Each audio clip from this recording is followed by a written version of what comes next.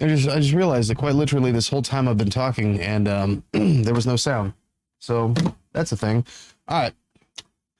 So if you missed me, what's up, everybody? This is your boy Chainsaw. Listen, we are live streaming the January 6th select hearing. This is going to be part 6 of the 1/6 select committee hearing. Part 6. It should come with a subtitle at this point, right?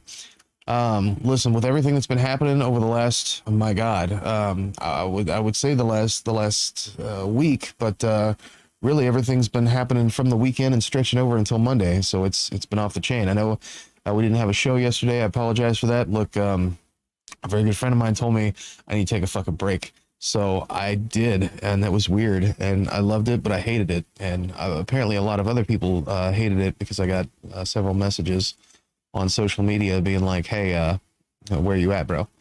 But it's cool. It's cool. I appreciate that. But, I'm back now, and I got a lot of things to say. I got a lot of investigate the January 6th stuff that I want to catch up with. But I'm going to be stepping out the studio, picking up a couple of puppy dogs. Without objection, the chair. I'm going to be stepping out the studio real quick, run a quick errand. But anyway, you guys enjoy. I will be back in like 20 minutes, and I'll still be with you in the comments. Announces the committee's approval to release the deposition material presented during this hearing. Good afternoon. In our hearings over the previous weeks, the Select Committee has laid out the details of a multi-part pressure campaign driven by the former president aimed at overturning the results of the 2020 presidential election and blocking the transfer of power. We've shown that this effort was based on a lie that the election was stolen, tainted by widespread fraud, Donald Trump's big lie. In the weeks ahead, the committee will hold additional hearings about how Donald Trump summoned a mob of his supporters to Washington, spurred them to march on the Capitol, and failed to take meaningful action to quell the violence as it was unfolding on January 6th. However, in recent days, the Select Committee has obtained new information dealing with what was going on in the White House on January 6th and in the days prior. Specific detailed information about what the former president and his top aides were doing and saying in those critical hours. Firsthand details of what transpired in the office of the White House Chief of Staff, just steps from the Oval Office as the threats of violence became clear, and indeed, violence ultimately descended on the Capitol in the attack on American democracy. It's important that the American people hear that information immediately. That's why, in consultation with the Vice Chair, I've recalled the committee for today's hearing. As you've seen and heard in our earlier hearings, the Select Committee has developed a massive body of evidence thanks to the many hundreds of witnesses who have voluntarily provided information relevant to our investigation. It hasn't always been easy to get that information because the same people who drove the former president's pressure campaign to overturn the election are now trying to cover up the truth about January 6th. But thanks to the courage of certain individuals, the truth won't be buried. The American people won't be left in the dark. Our witness today, Ms. Cassie Hutchinson, has embodied that courage. I won't get into a lot of detail about Ms. Hutchinson's testimony will show. I'll allow her words to speak for themselves, and I hope everyone at home will listen very closely. First, I'll recognize our distinguished Vice Chair, Ms. Cheney of Wyoming, for any opening statements she'd care to offer. Thank you very much, Mr. Chairman. In our first 5 hearings, the committee has heard from a significant number of Republicans, including former Trump administration Justice Department officials, Trump campaign officials, several members of President Trump's White House staff, a prominent conservative judge, and several others. Today's witness, Ms. Cassidy Hutchinson, is another Republican and another former member of President Trump's White House staff.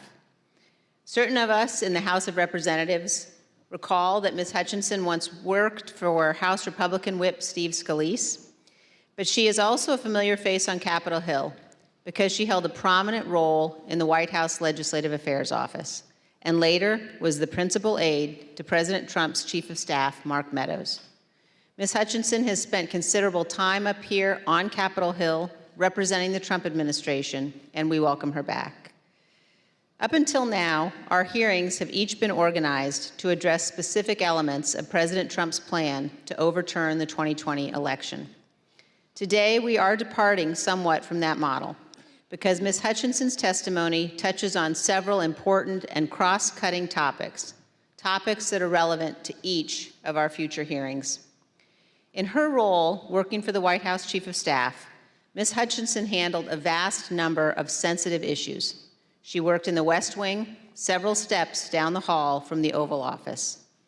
Ms. Hutchinson spoke daily with members of Congress, with high-ranking officials in the administration, with senior White House staff, including Mr. Meadows, with White House counsel, lawyers, and with Mr. Tony Ornato, who served as the White House Deputy Chief of Staff. She also worked on a daily basis with members of the Secret Service who were posted in the White House. In short, Ms. Hutchinson was in a position to know a great deal about the happenings in the Trump White House. Ms. Hutchinson has already sat for 4 videotaped interviews with committee investigators, and we thank her very much for her cooperation and for her courage. We will cover certain, but not all, relevant topics within Ms. Hutchinson's knowledge today.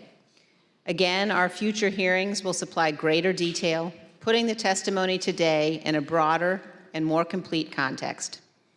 Today, you will hear Ms. Hutchinson relate certain firsthand observations of President Trump's conduct on January 6th. You will also hear new information regarding the actions and statements of Mr. Trump's senior advisors that day, including his Chief of Staff, Mark Meadows, and his White House counsel. And we will begin to examine evidence bearing on what President Trump and members of the White House staff knew about the prospect for violence on January 6th, even before that violence began. To best communicate the information the committee has gathered, we will follow the practice of our recent hearings, playing videotape testimony from Ms. Hutchinson and others, and also posing questions to Ms. Hutchinson live. Mr. Chairman, I yield back. Thank you very much. Our witness today is Ms. Cassie Hutchinson, who served in the Trump administration in the White House Office of Legislative Affairs from 2019 to 2020, and as a special assistant to the President in the White House Chief of Staff's office from March 2020 through January 2021. I will now swear in our witness. The witness will please stand and raise her right hand.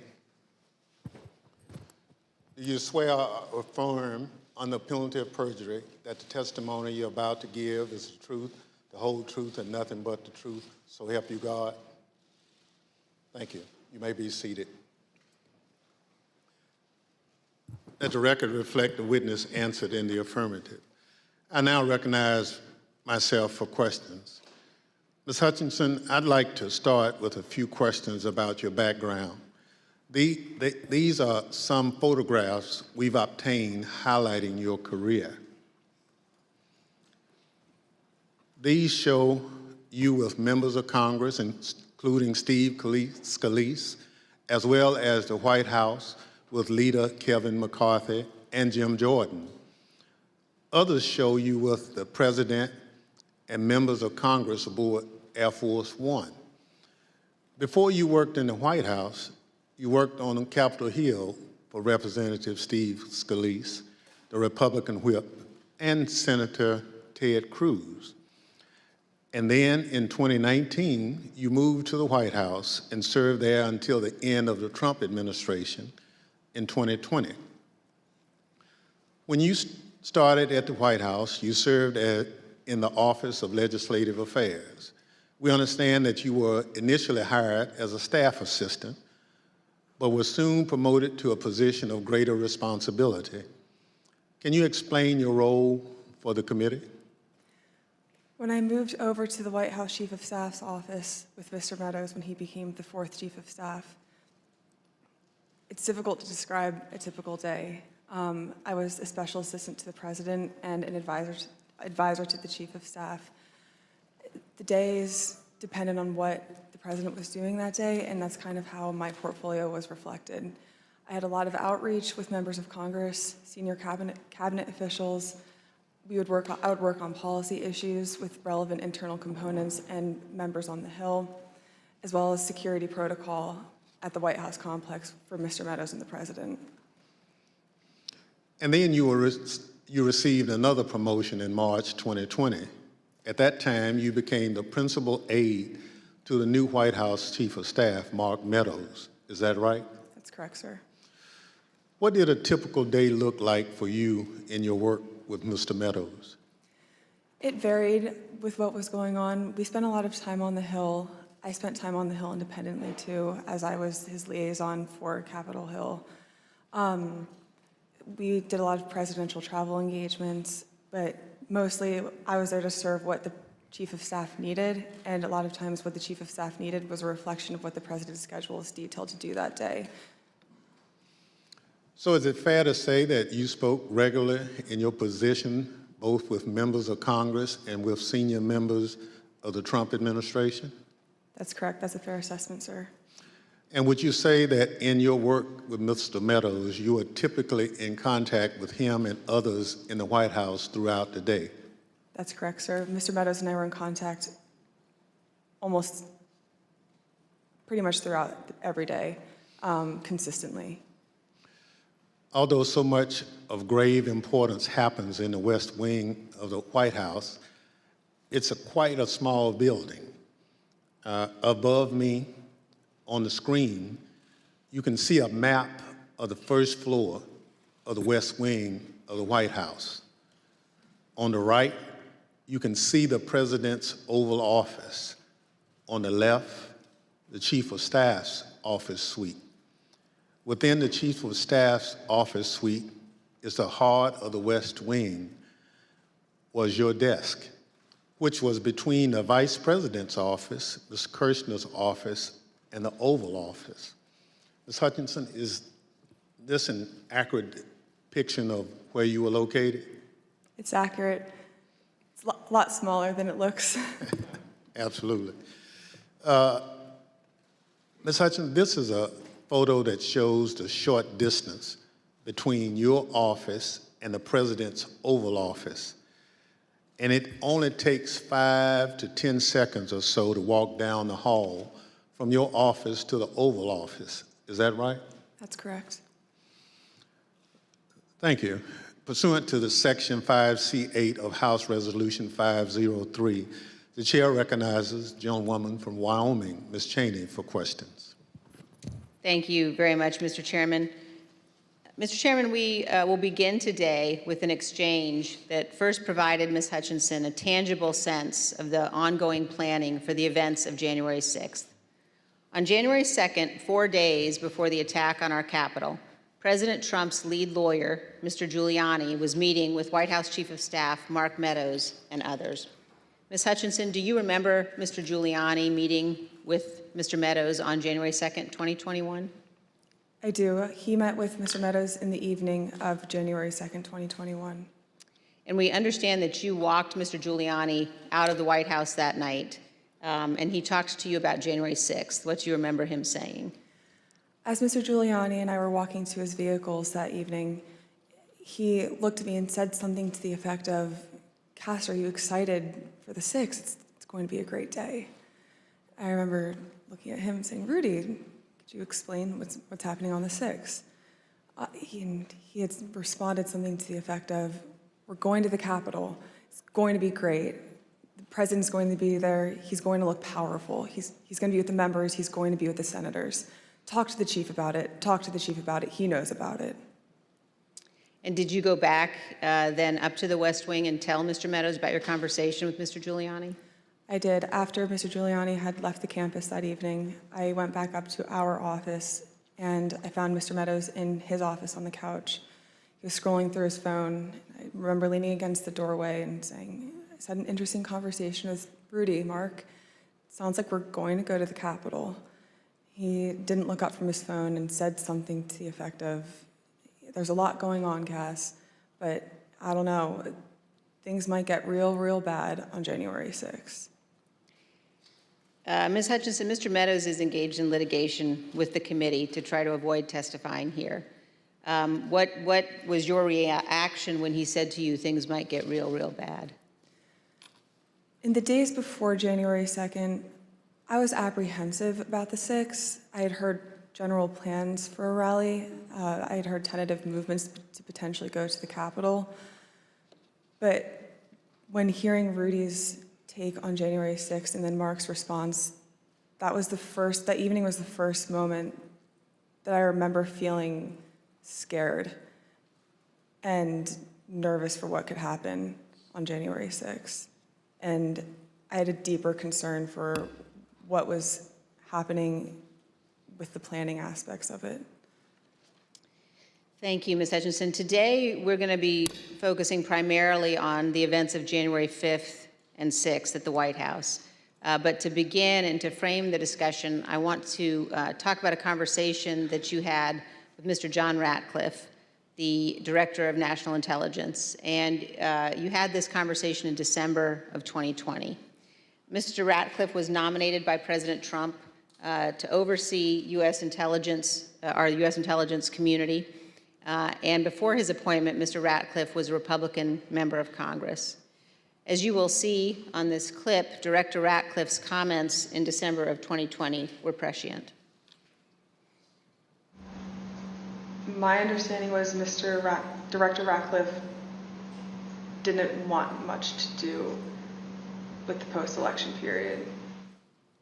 Director Ratcliffe felt that it wasn't something that the White House should be pursuing.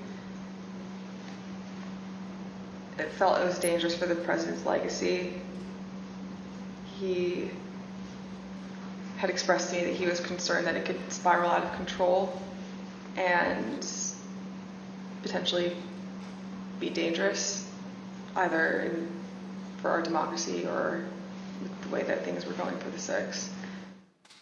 When you say it wasn't something the White House should be pursuing, what's the it?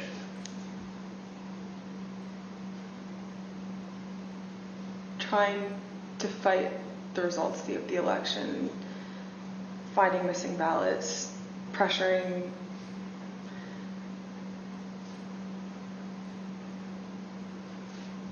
filing lawsuits in certain states where there didn't seem to be significant evidence, and reaching out to state legislatures about that. So pretty much the way that the White House was handling the post-election period, he felt that there could be dangerous repercussions in terms of precedent set for elections, for our democracy, for the 6th. He was hoping that we would concede.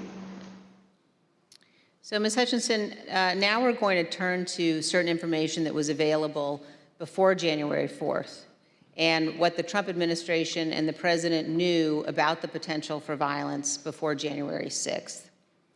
On the screen, you will see an email received by Acting Deputy Attorney General Donahue on January 4th from the National Security Division of the Department of Justice. Mr. Donahue testified in our hearings last week. The email identifies apparent planning by those coming to Washington on January 6th to, quote, occupy federal buildings and discussions of, quote, invading the Capitol building. Here's what Mr. Donahue said to us. And we knew that if you have tens of thousands of very upset people showing up in Washington, D.C., that there was potential for violence. The U.S. Secret Service was looking at similar information and watching the planned demonstrations. In fact, their intelligence division sent several emails to White House personnel like Deputy Chief of Staff Tony Ornato and the head of the President's Protective Detail, Robert Engel, including certain materials listing events like those on the screen. The White House continued to receive updates about planned demonstrations, including information regarding the Proud Boys organizing and planning to attend events on January 6th. Although Ms. Hutchinson has no detailed knowledge of any planning involving the Proud Boys for January 6th, she did note this. I recall hearing the word Oath Keeper and hearing the word Proud Boys closer to the planning of the January 6th rally when Mr. Giuliani would be around. On January 3rd, the Capitol Police issued a special event assessment. In that document, the Capitol Police noted that the Proud Boys and other groups planned to be in Washington, D.C. on January 6th, and indicated that, quote, unlike previous post-election protests, the targets of the pro-Trump supporters are not necessarily the counter-protesters as they were previously, but rather Congress itself is the target on the 6th.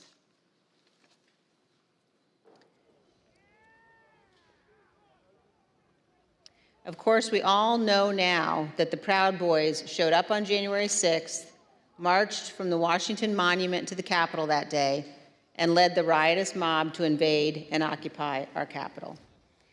Ms. Hutchinson, I want to play you a clip of one of our meetings when you described a call on January 4th that you received from National Security Advisor Robert O'Brien on the same topic, potential violence on January 6th. I received a call from Robert O'Brien, the National Security Advisor. He had asked if he could speak with Mr. Meadows about potential words of violence that he was hearing that were potentially going to happen on the Hill on January 6th. I had asked if he had connected with Tony Ornato because Tony Ornato had a conversation with Mark about that topic. Robert had said, I'll talk to Tony, and then I don't know if Robert ever connected with Mark about the issue. Ms. Hutchinson, can you describe for us Mr. Ornato's responsibilities as Deputy Chief of Staff? The Deputy Chief of Staff position at the White House for operations is arguably one of the most important positions that somebody can hold. They're in charge of all security protocol for the campus and all presidential protectees, primarily the president and the first family, but anything that requires security for any individual that has presidential protection, so the Chief of Staff or the National Security Advisor, as well as the Vice President's team too. Tony would oversee all of that, and he was the conduit for security protocol between White House staff and the United States Secret Service. Thank you. And you also described a brief meeting between Mr. Ornato and Mr. Meadows on the potential for violence. The meeting was on January 4th. They were talking about the potential for violence on January 6th. Let's listen to a clip of that testimony. I remember Mr. Ornato had talked to him about intelligence reports. I remember Mr. Ornato coming in and saying that we had intel reports saying that there could potentially be violence on the 6th. You also told us about reports of violence and weapons that the Secret Service were receiving on the night of January 5th and throughout the day on January 6th. Is that correct? That's correct. There are reports that police in Washington, D.C. had arrested several people with firearms or ammunition following a separate pro-Trump rally in Freedom Plaza on the evening of January 5th. Are those some of the reports that you recall hearing about? They are. Of course, the world now knows that the people who attacked the Capitol on January 6th had many different types of weapons. When a president speaks, the Secret Service typically requires those attending to pass through metal detectors, known as magnetometers, or MAGs for short. The Select Committee has learned that people who willingly entered the enclosed area for President Trump's speech were screened so they could attend the rally at the Ellipse. They had weapons and other items that were confiscated: pepper spray, knives, brass knuckles, tasers, body armor, gas masks, batons, blunt weapons. And those were just from the people who chose to go through the security for the president's event on the Ellipse, not the several thousand members of the crowd who refused to go through the MAGs and watched from the lawn near the Washington Monument. The Select Committee has learned about reports from outside the magnetometers and has obtained police radio transmissions identifying individuals with firearms, including AR-15s, near the Ellipse on the morning of January 6th. Let's listen. There's an individual who's in a tree. He's going to be a white male, about 6 feet tall, thin build, brown cowboy boots. He's got blue jeans, in a blue jean jacket, and underneath the blue jean jacket, the complainants both saw a stock of an AR-15. He's going to be with a group of individuals, about five to eight other individuals. Two of the individuals in that group at the base of the tree near the porta potties were wearing green fatigues, green olive drab style fatigues, about 5'8", 5'9", skinny white males, brown cowboy boots. They had Glock style pistols in their waistband. 8736 with the message that subject weapon on his right hip. Copy that, he's in the tree. Motor 1, make sure PPD knows they have an elevated threat in the tree south side of Constitution Avenue. Look for the Don't Tread on Me flag, American flag face mask, cowboy boots, weapon on the right side hip. I got 3 men walking down the street in fatigue carrying AR-15. Copy at 14th and Independent.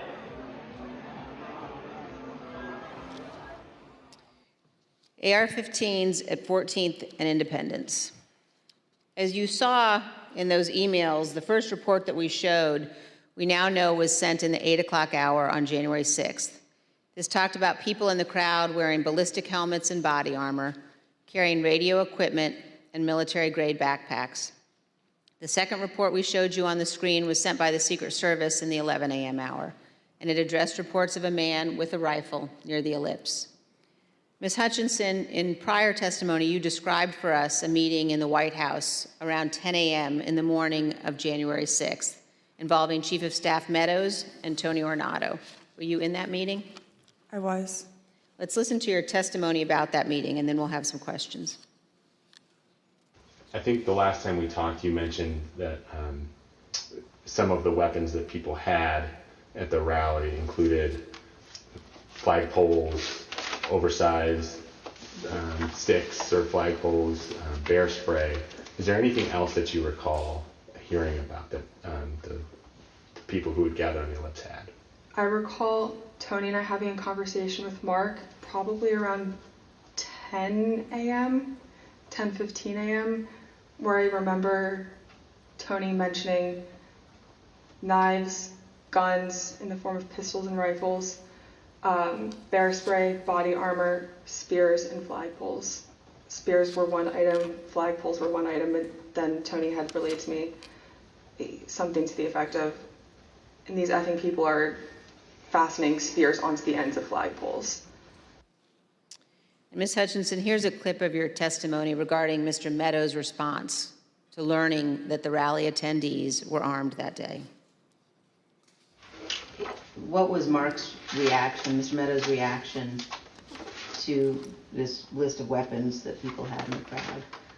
When Tony and I went in to talk to Mark that morning, Mark was sitting on his couch and on his phone, which was something typical. And I remember Tony just got right into it. I was like, sorry, I just want to let you know, and had informed him, like, this is how many people we have outside the mags right now. These are the weapons that we're known to have. It's possible he listed more weapons off that I just don't recall. And gave him a brief but and concise explanation, but also fairly thorough. And I remember distinctly Mark not looking up from his phone. And I remember Tony finishing his explanation and it taking a few seconds for Mark to say something, to the point where I almost said, Mark, did you hear him? And then Mark chimed in and was like, all right, anything else? Still looking down at his phone. And Tony looked at me and I looked at Tony, and Tony said, no, sir, do you have any questions? He's like, what are you hearing? And I looked at Tony and I was like, sir, he just told you about what was happening down at the rallies. And he was like, yeah, I know. And then he looked up and said, have you talked to the president? And Tony said, yes, sir, he's aware too. And he said, all right, good. He asked Tony if Tony had informed the president. Yes. And Tony said, yes, he had.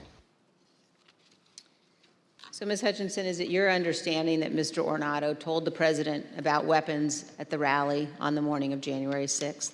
That's what Mr. Ornato relayed to me. And here's how you characterize Mr. Meadows' general response when people raised concerns about what could happen on January 6th. So at the time, in the days leading up to the 6th, there were lots of public reports about how things might go bad. on the 6th, even the potential for violence. If I'm hearing you correctly, what stands out to you is that Mr. Meadows did not share those concerns, or at least did not act on those concerns? Did not act on those concerns would be accurate. But other people raised them to him, like in this exchange, you mentioned that Mr. Ornato pulled him aside. That's correct. Ms. Hutchinson, we're going to show now an exchange of texts between you and Deputy Chief of Staff Ornato. And these text messages were exchanged while you were at the ellipse. In one text, you write, "But the crowd looks good from this vantage point as long as we get the shot. He was effing furious." And the text messages also stress that President Trump kept mentioning the OTR, an off-the-record movement. We're going to come back and ask you about that in a minute. But could you tell us, first of all, who it is in the text who was furious?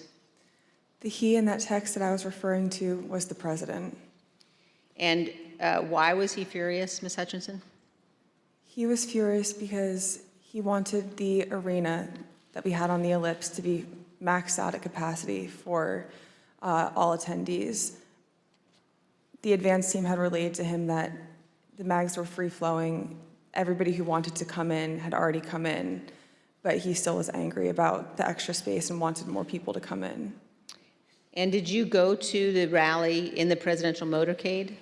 I was there, yes, in the motorcade. And were you backstage with the president and other members of his staff and family?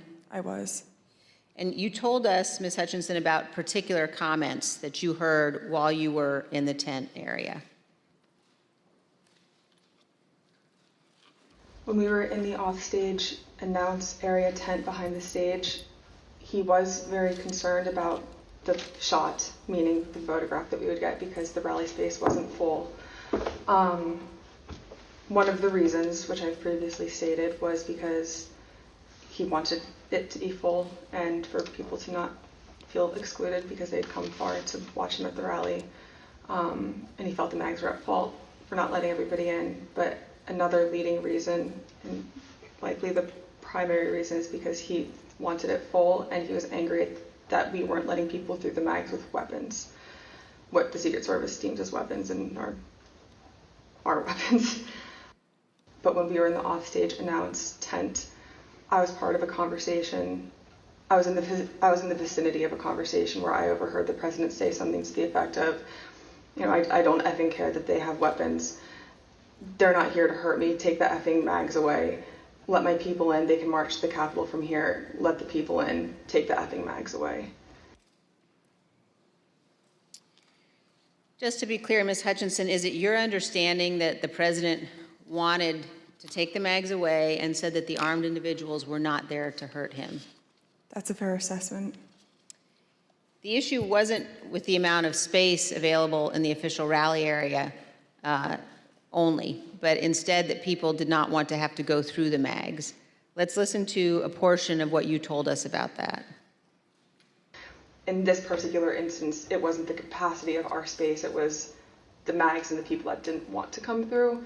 And that's what Tony had been trying to relay to him that morning. It's not the issues that we encountered on the campaign. We have enough space, or they don't want to come in right now. They have weapons that they don't want confiscated by the Secret Service, and they're fine on the mall. They can see you on the mall, and they want to march straight to the Capitol from the mall.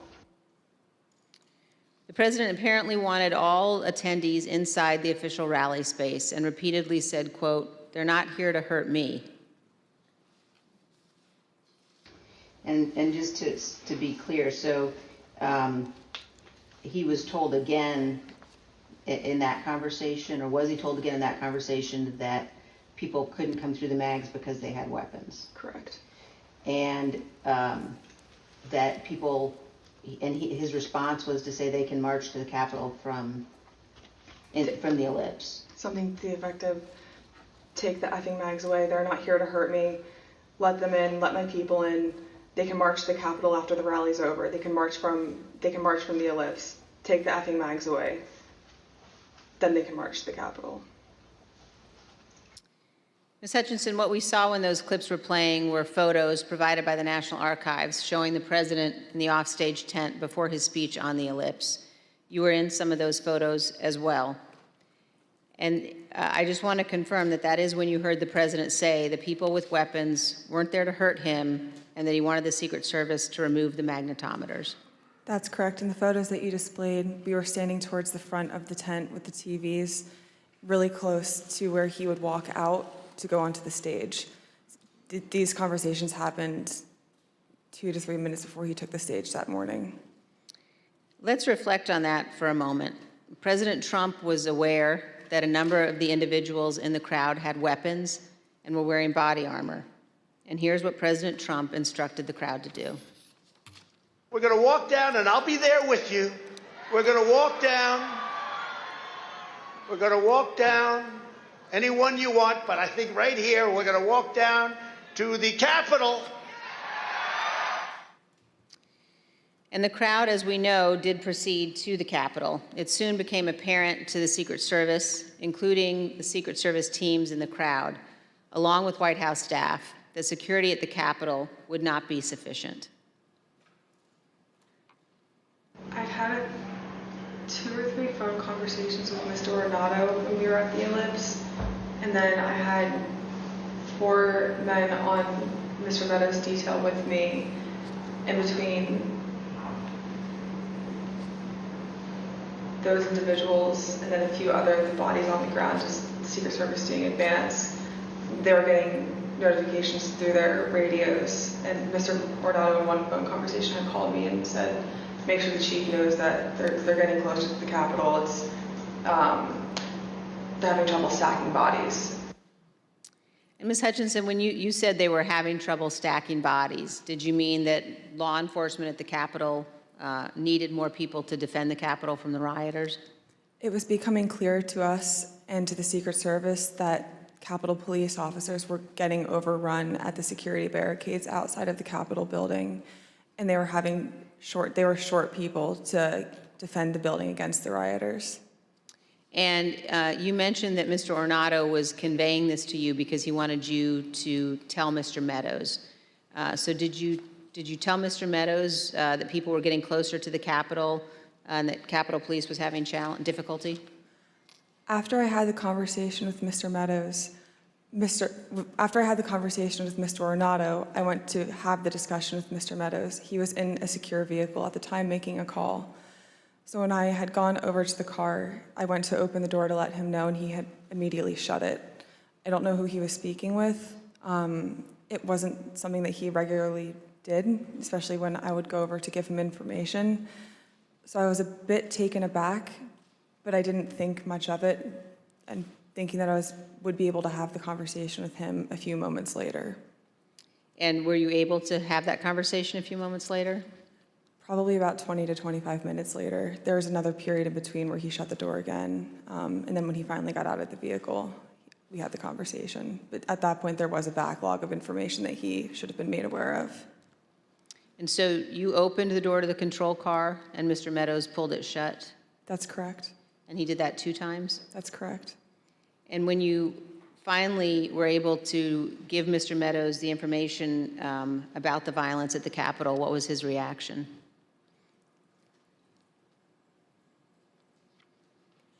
He almost had a lack of reaction. I remember him saying, all right, something to the effect of, how much longer does the president have left in his speech? Again, much of this information about the potential for violence was known or learned before the onset of the violence, early enough for President Trump to take steps to prevent it. He could, for example, have urged the crowd at the ellipse not to march to the Capitol. He could have condemned the violence immediately once it began, or he could have taken multiple other steps. But as we will see today and in later hearings, President Trump had something else in mind. One other question at this point, Ms. Hutchinson, were you aware of concerns that White House counsel Pat Cipollone or Eric Hirschman had about the language President Trump used in his ellipse speech? There were many discussions the morning of the 6th about the rhetoric of the speech that day. In my conversations with Mr. Hirschman, he had relayed that we would be foolish to include language that had been included at the president's request, which had lines along to the effect of, fight for Trump, we're going to march to the Capitol, I'll be there with you, fight for me, fight for what we're doing, fight for the movement. Things about the vice president at the time, too. Both Mr. Hirschman and White House counsel's office were urging the speechwriters to not include that language for legal concerns and also for the optics of what it could portray the president wanting to do that day. And we just heard the president say that he would be with his supporters as they marched to the Capitol. Even though he did not end up going, he certainly wanted to. Some have questioned whether President Trump genuinely planned to come here to the Capitol on January 6th. In his book, Mark Meadows falsely wrote that after President Trump gave his speech on January 6th, he told Mr. Meadows that he was, quote, speaking metaphorically about the walk to the Capitol. As you will see, Donald Trump was not speaking metaphorically. As we heard earlier, Rudy Giuliani told Ms. Hutchinson that Mr. Trump planned to travel to the Capitol on January 6th. I want to pause for just a moment to ask you, Ms. Hutchinson, to explain some of the terminology you will hear today. We've heard you use two different terms to describe plans for the president's movement to the Capitol or anywhere else. One of those is a scheduled movement, and another one is OTR. Could you describe for us what each of those mean? A scheduled presidential movement is on his official schedule. It's notified to the press and to a wide range of staff that will be traveling with him. It's known to the public, known to the Secret Service, and they're able to coordinate the movement days in advance. An off-the-record movement is confined to the knowledge of a very, very small group of advisors and staff. Typically, a very small group of staff would travel with him, mostly that are just included in the national security package. You can pull an off-the-record movement together in less than an hour.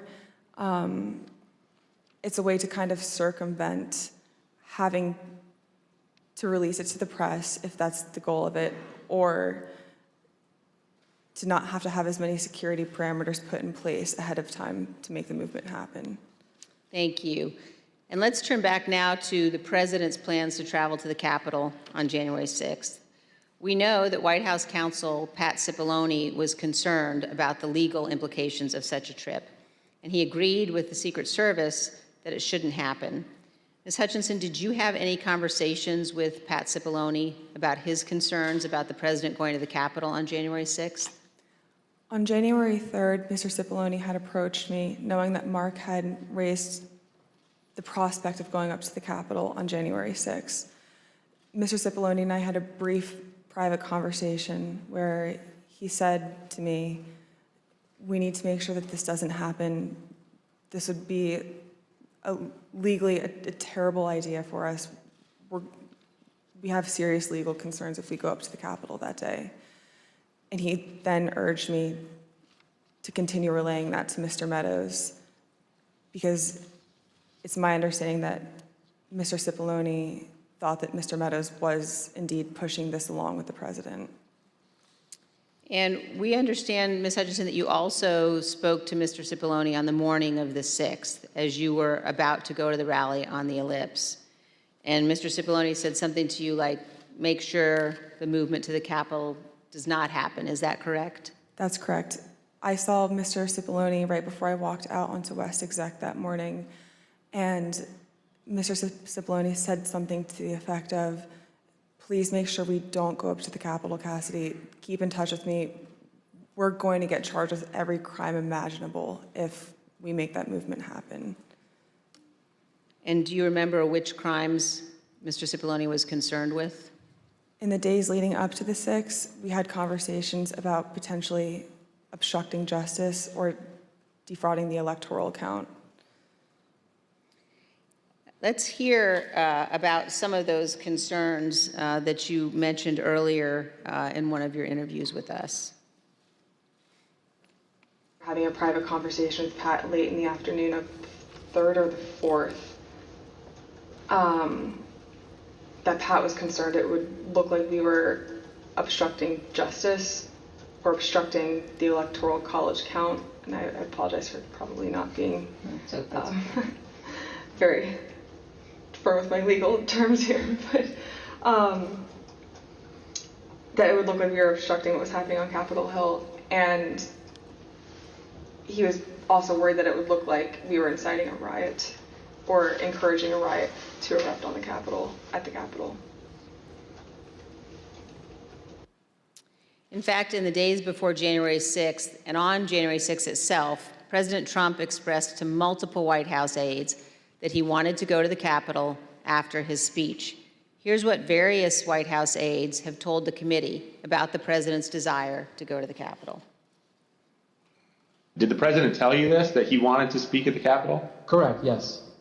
During the meeting in the dining room, did the idea of the president proceeding or walking to the Capitol on the 6th after his speech come up? Walking to the Capitol? No. Driving to the Capitol? It came up. Okay, how did it come up and what was discussed? He brought it up. He said, I want to go down to the Capitol. What about him marching to the Capitol on the 6th? Yes.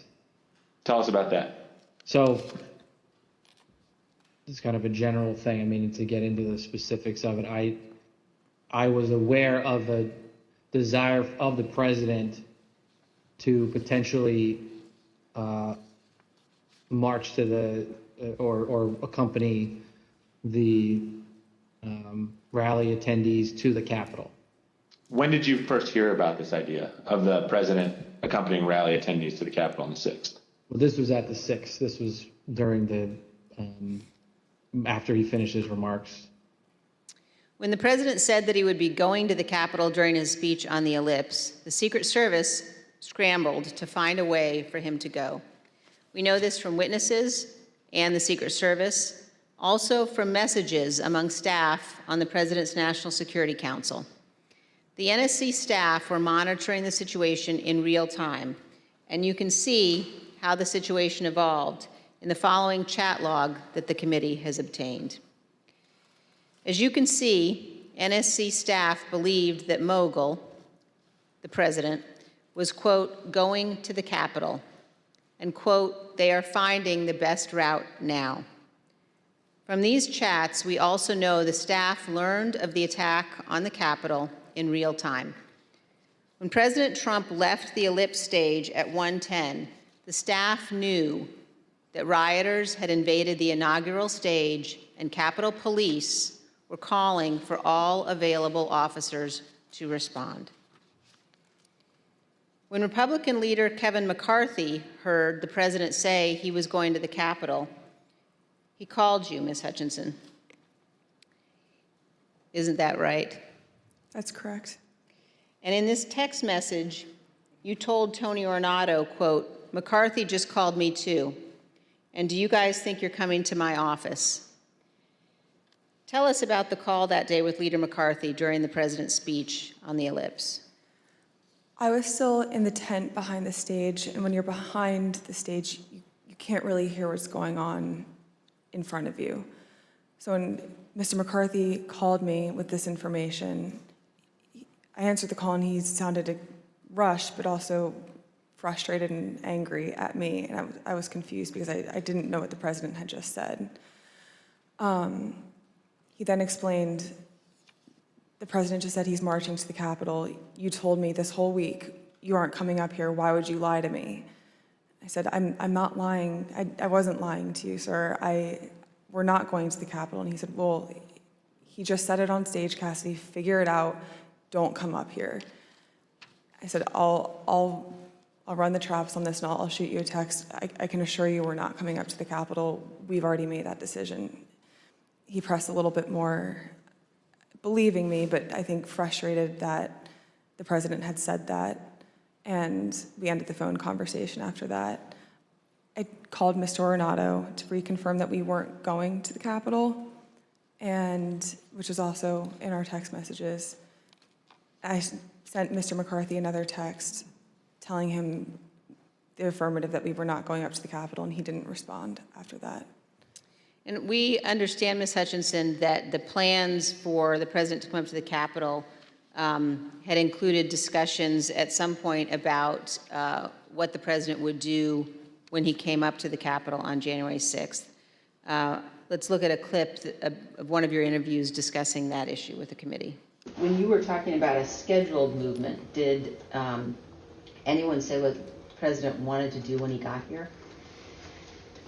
No.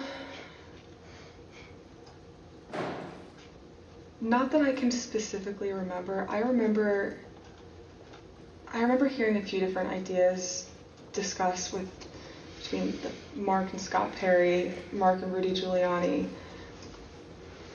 I don't know which conversations were elevated to the president. I don't know what he personally wanted to do when he went up to the Capitol that day. I know that there were discussions about him having another speech outside of the Capitol before going in. I know that there was a conversation about him going into the House chamber at one point. As we've all just heard, in the days leading up to January 6th, on the day of the speech, both before and during and after the rally speech, President Trump was pushing his staff to arrange for him to come up here to the Capitol during the electoral vote count. Let's turn now to what happened in the president's vehicle when the Secret Service told him he would not be going to the Capitol after his speech. First, here is the president's motorcade leaving the ellipse after his speech on January 6th.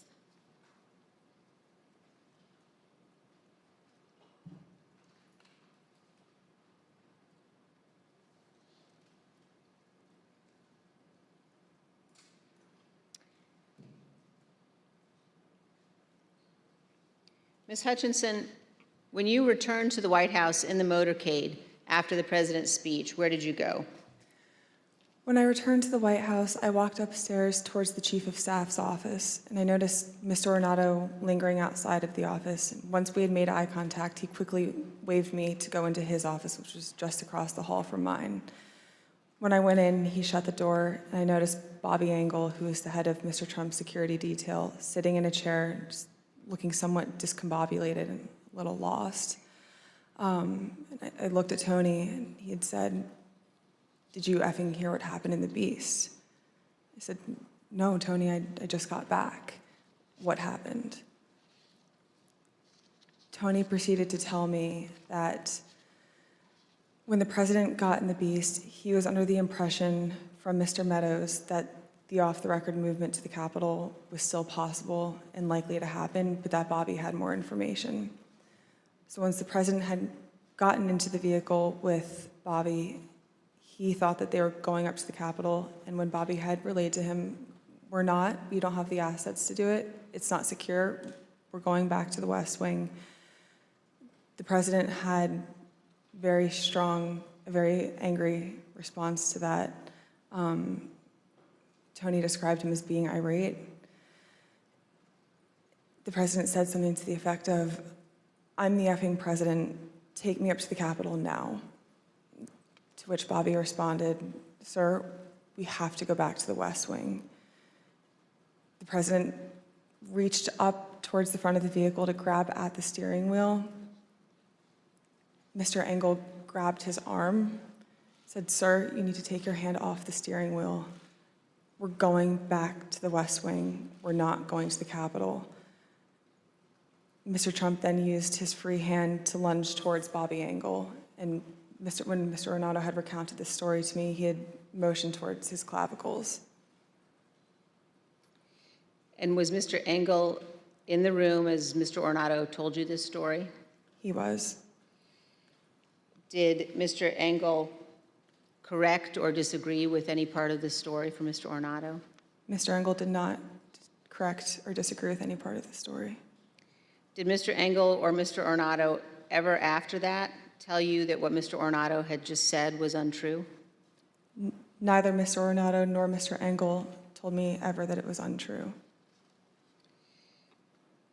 And despite this altercation, this physical altercation, during the ride back to the White House, President Trump still demanded to go to the Capitol.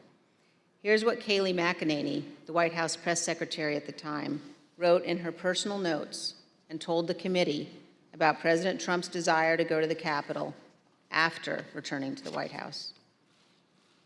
When you wrote POTUS wanted to walk to the Capitol, was that based solely on what the president said during his speech or anything that he or anybody else said afterwards? So to the best of my recollection, I believe when we got back to the White House, he said he wanted to physically walk with the marchers, and according to my notes, he then said he'd be fine with just riding the beast. But to the best of my recollection, he wanted to be a part of the march in some fashion. Okay, and just for the record, the beast refers to the presidential limousine? Yes. President Trump did not go to the Capitol that day. We understand that he blamed Mark Meadows for that. So prior to leaving the rally site, when he got off the stage and everybody was making the movement back to the motorcade, I had overheard Mr. Meadows say to him then, as I had prior to Mr. Trump taking the stage that morning, that he was still working on getting an off-the-record movement to the Capitol. So when Mr. Trump took the stage, he was under the impression via Mr. Meadows that it was still possible. So when he got off the stage, I had relayed to Mr. Meadows that I had another conversation with Tony. The movement was still not possible. Mr. Meadows said, okay. And then as they proceeded to go to the motorcade, and Mr. Meadows had reiterated, we're going to work on it, sir. Talk to Bobby. Bobby has more information. Mark got into his vehicle. To my understanding, Trump got into the Beast. And after we had all arrived back at the White House, later in the day, it had been relayed to me via Mark that the president wasn't happy that Bobby didn't pull it off for him and that Mark didn't work hard enough to get the movement on the books. The physical altercation that Ms. Hutchinson described in the presidential vehicle was not the first time that the president had become very angry about issues relating to the election. On December 1, 2020, Attorney General Barr said in an interview that the Department of Justice had not found evidence of widespread election fraud sufficient to change the outcome of the election. Ms. Hutchinson, how did the president react to hearing that news? Around the time that I understand the AP article went live, I remember hearing noise coming from down the hallway, so I poked my head out of the office, and I saw the valet walking towards our office. He had said, get the chief down to the dining room, the president wants him. So Mark went down to the dining room and came back to the office a few minutes later. After Mark had returned, I left the office and went down to the dining room, and I noticed that the door was propped open and the valet was inside the dining room changing the tablecloth off of the dining room table. He motioned for me to come in and then pointed towards the front of the room near the fireplace mantle and the TV, where I first noticed there was ketchup dripping down the wall and there's a shattered porcelain plate on the floor. The valet had articulated that the president was extremely angry at the Attorney General's AP interview and had thrown his lunch against the wall, which was causing them to have to clean up. So I grabbed a towel and started wiping the ketchup off of the wall to help the valet out. And he said something to the effect of, he's really ticked off about this. I would stay clear of him for right now. He's really, really ticked off about this right now. And Ms. Hutchinson, was this the only instance that you are aware of where the president threw dishes? It's not. And are there other instances in the dining room that you recall where he expressed his anger? There were several times throughout my tenure with the Chief of Staff that I was aware of him either throwing dishes or flipping the tablecloth to let all the contents of the table go onto the floor and likely break or go everywhere. And Ms. Hutchinson, Attorney General Barr described to the committee the president's angry reaction when he finally met with President Trump. Let's listen. And I said, look, I know that you're dissatisfied with me, and I'm glad to offer my resignation. And he pounded the table very hard. Everyone sort of jumped, and he said, accept it. Mr. Chairman, I reserve. Gentlewoman reserves. The chair requests those in the hearing room to remain seated until the Capitol Police have escorted our witness from the room. Pursuant to the order of the committee of today, the chair declares the committee in recess for a period of approximately 10 minutes.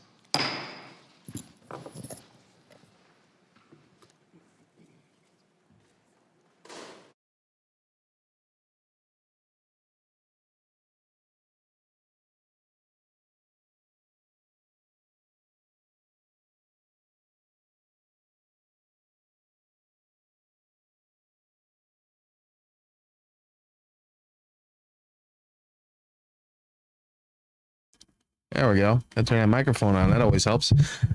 So other than the fact that I severely need a comb, bro, I feel like I missed quite a bit, actually. So feel free and let me know in the comments if there's any specific highlights that I should be going back and looking into. You know, part of where I was traveling out to, you know, signal's just choppy. It's a really, really bad signal. And, you know, I had to run a couple of real quick errands. You know, it's midday. I'm going to have to contact the 1-6 committee and tell them that they are definitely going to have to start putting this stuff either later in the evening or earlier in the morning for me. Cause, at this hour, it's just not going to work. I'm a 9 a.m., 9 p.m. type of guy. This is really cutting into my work schedule. So we're going to have to do something else, but, listen, I appreciate everyone who was, sticking around and who had turned in here. I mean, you had plenty of other places you could have got you know, this live stream at. Actually, I had one person message me on social media asking for the link, so I definitely appreciate that. But there are tons of places you could have caught this all over cable news, other independent media podcasts, independent media shows, and you chose me. So from the bottom of my heart, thank you. Unfortunate that until now I was missing the show, but you know, I'm definitely here. I got some I'm gonna tell you, I got some fish. I got some fish fillets cooking right now, and I'm about to enjoy those. But other than that, you've got my full and undivided attention as we progress through this. Let's see. So Beltana Spellsinger comments. Trump tried to strangle his driver. Oh, Jesus Christ! What? Trump tried to strangle his driver and would throw dishes about the White House often. And, well, of course, the inside of the riot. No, I did catch that. To the folks just tuning in, and thank you, Beltana Spellsinger. To the folks just tuning in, I mentioned this before, but if you hadn't heard, you know, originally this channel was a money and finance channel. We talked about stocks and crypto and you know, because I started in Forex and moved on to stocks and whatnot. So we were talking about, you know, finance and that sort of fun stuff. But when this actually happened, when the January 6th riots, the Trump riots actually took place, I was actually watching it was Meet Kevin's show.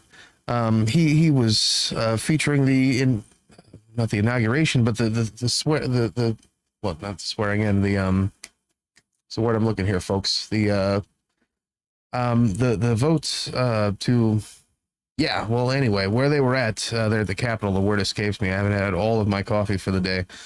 But yeah, I was actually watching it all live on Meet Kevin's show. You know, he was live streaming from C-SPAN, I believe. And there were a few people who were mentioning in the comments section that, oh, there's some crazy stuff going on outside. Oh no. And, you know, back and forth, he would kind of pan between, you know, other folks who were on the ground, just would have their phones out and whatever. And then I want to say OAN or, you know, Newsmax or one of those goofy, you know, Trump channels. They had been filming the outside of the building and all that also. And the next thing you know, it just went from protests on the outside, lots of crazy stuff happening, people getting into fights with the cops, to we're going back to C-SPAN and they're closing it down. So you tell me. It was definitely off the rails. But yeah, and then, I watched it for, I want to say it was another, good 7 hours until things had cleared out and cooled down. So like I watched it all in real time. And from what I could tell last time I mentioned this on these live streams, a lot of folks also watched it in real time. But believe it or not, and I've had a few folks ask me, what's the point of this? There are a lot of people out there who did not watch the Trump riots when they actually took place, who did not catch the news as it's been reported since that time. I mean, some people, and I know it's weird of us to think, because most of us, if you're watching this at all, if you're watching this at all, it tells me that, you're paying attention, you're in the know, you're probably watching way too much news anyway. But there are a lot of people who don't. Tons of folks out there who just work their 9 to 5. They catch local news, they catch weather. Farron Cousins on his show had mentioned this a couple times, because his wife is actually one of those people. The first time she saw the January 6th Trump riots was watching this, with him, and her reaction obviously was not too dissimilar from just about everyone else's reaction who had seen this for the very first time, who watched it all play out in real time. And I mean, that's the reality for this point, likely millions of Americans who just don't have time or didn't find the time to follow the story in full. Oh, I'm gonna go check on my fish fillet. Be right back.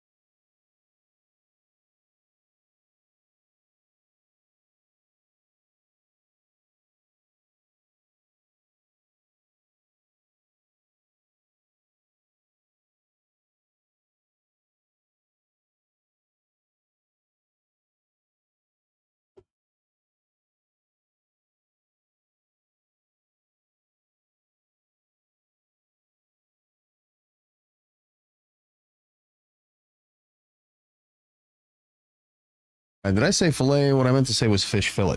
But yeah, there are tons of folks who this is their first time seeing these events as they unfolded, and especially in detail. A lot of the stuff that they've uncovered from the investigations, this is their first time seeing it.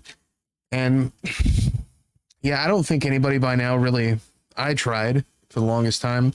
It was recommended not to watch right-wing media and not to take their spin when this whole thing started. But I mean, obviously, how long could that last, right?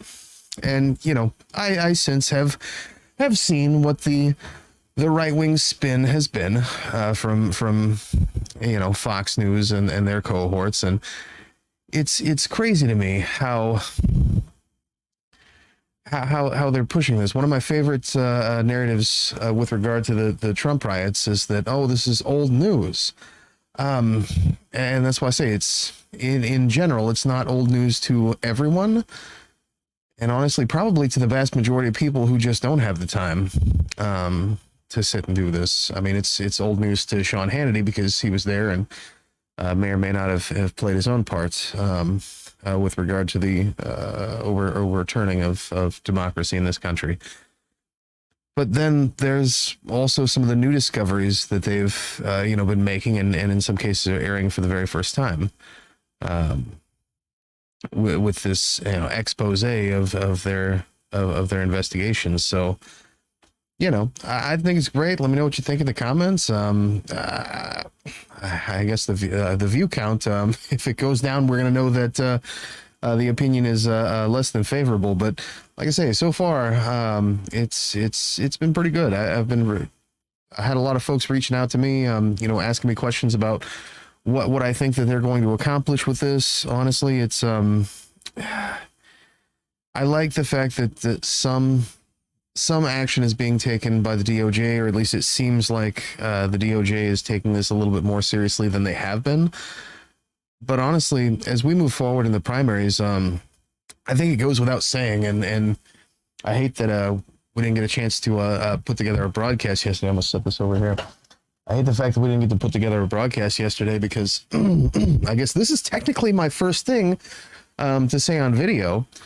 That's not just through tweets and whatnot about the events that happened over the weekend, but this isn't too dissimilar from that in the form that the more horrible things that happen to the American people, the more horrible things happen to our country in general, the better things look for the outcome when it comes to the primaries, which are coming up real soon, folks. And we've got a general coming up in just a real short time also. It feels like it feels like the weight of the world is bearing down on most of us right now. And I don't mean that in the same fashion that the DNC or the DNCC means that.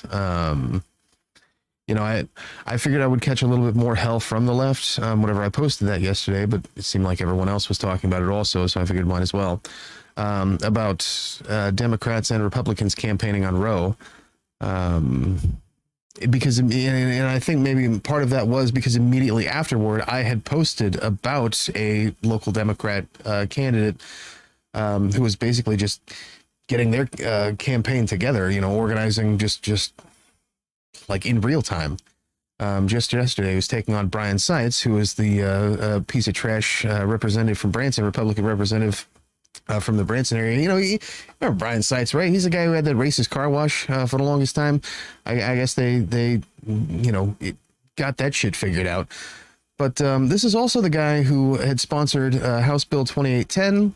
That was the one that left no thought for imagination left unscathed. The House bill had had manifested language out of the fucking blue that would have made I think it was a Class B felony, for treatment for an ectopic pregnancy, which of course, for all the cis males in the room, an ectopic pregnancy is what they call a tubal pregnancy, right? It's and the only way to treat that is abortion. If you don't get an abortion, rather the treatment for it, you fucking bleed to death and die because it ruptures. It's basically it's a tumor that grows anywhere between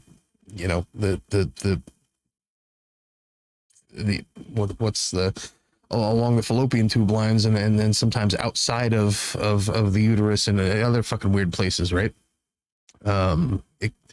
Shit can grow anywhere. Imagine a teratoma tumor that basically tried to manifest itself out of what could have been a fetus or a pre-fetus or whatever the scientific classification.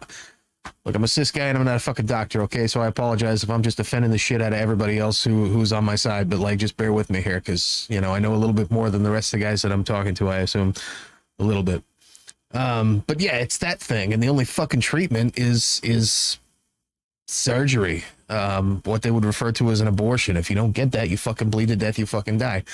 And anyway, so Mr. Racist Car Wash guy, Klan Car Wash douchebag guy, sponsored a bill that included that's a fucking felony now. And, fuck you if you have a uterus and you thought that you had rights in the state of Missouri. We're not talking about the country here, folks. We're talking about your home state right here in the good old Ozarks. This guy's from Branson. Stop it already.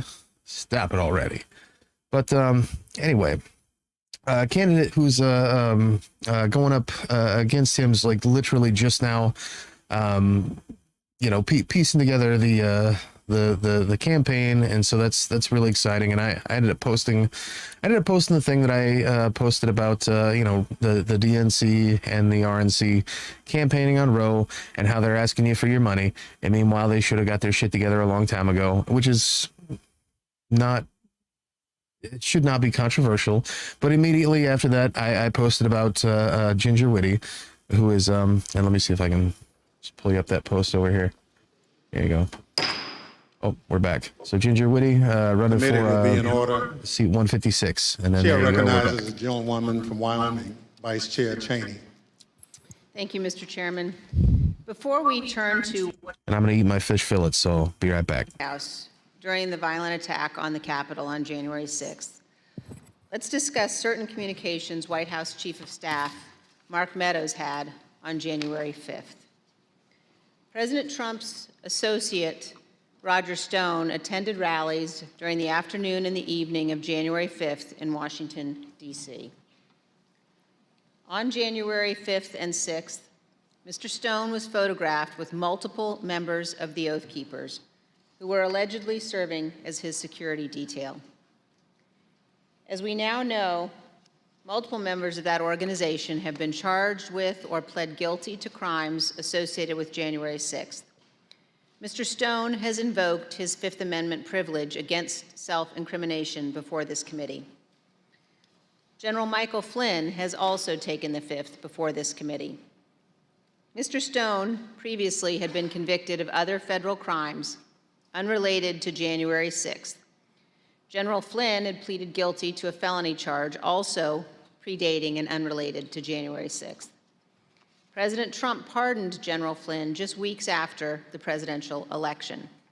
And in July of 2020, he commuted the sentence Roger Stone was to serve. The night before January 6th, President Trump instructed his Chief of Staff, Mark Meadows, to contact both Roger Stone and Michael Flynn regarding what would play out the next day. Ms. Hutchinson, is it your understanding that President Trump asked Mark Meadows to speak with Roger Stone and General Flynn on January 5th? That's correct. That is my understanding. And Ms. Hutchinson, is it your understanding that Mr. Meadows called Mr. Stone on the 5th? I'm under the impression that Mr. Meadows did complete both a call to Mr. Stone and General Flynn the evening of the 5th. And do you know what they talked about that evening, Ms. Hutchinson? I'm not sure.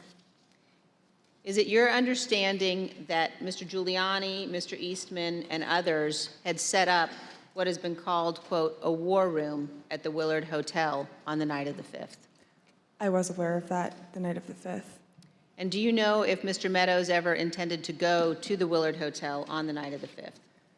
Mr. Meadows had a conversation with me where he wanted me to work with Secret Service on a movement from the White House to the Willard Hotel so he could attend the meeting or meetings with Mr. Giuliani and his associates in the war room. And what was your view as to whether or not Mr. Meadows should go to the Willard that night? I had made it clear to Mr. Meadows that I didn't believe it was a smart idea for him to go to the Willard Hotel that night. I wasn't sure everything that was going on at the Willard Hotel, although I knew enough about what Mr. Giuliani and his associates were pushing during this period.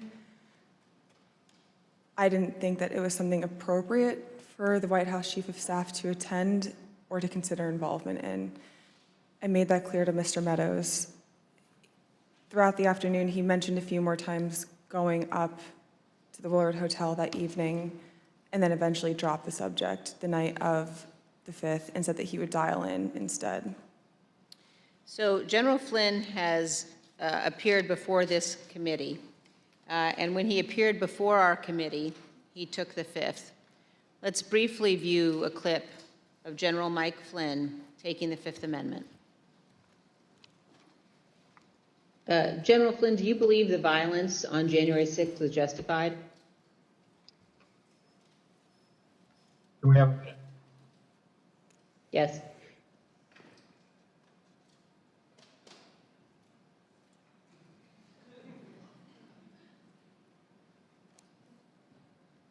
All right, we're back.